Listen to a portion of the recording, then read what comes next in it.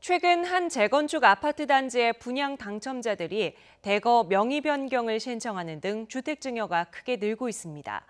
증여를 통해 세금을 줄이는 이른바 세테크가 크게 늘었는데 기존 보유주택의 경우 오히려 손해가 클 수도 있습니다. 이하린 기자가 취재했습니다.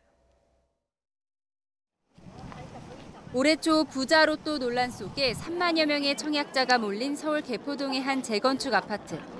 최근 이 아파트의 분양 당첨자 10명 가운데 4명 이상이 명의 변경을 신청했습니다. 대부분 배우자에게 일부 지분을 증여하는 부부 공동 명의로 변경했는데 주택 증여가 잇따르는 건 비단 이 단지만의 일이 아닙니다. 올 상반기 전국 주택 증여 거래 건수가 역대 최대를 기록했습니다.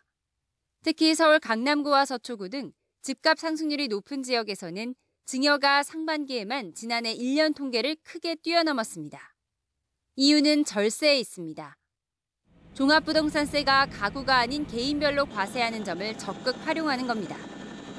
명의 변경이 본물처럼 터진 개포동 아파트의 전용 면적 84제곱미터의 분양가는 14억 원 정도. 1주택자는 9억 원 초과분에 대해 2주택 이상을 소유한 사람은 6억 원 초과분에 대해 종부세가 부과됩니다.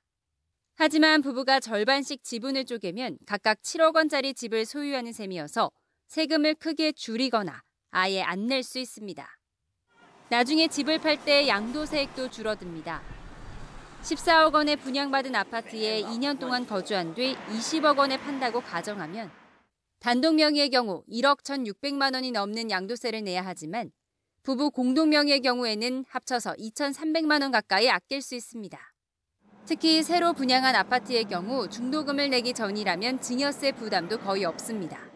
분양권의 증여는 불입할 당시까지 불입한 금액으로 평가를 한다고 그랬는데요.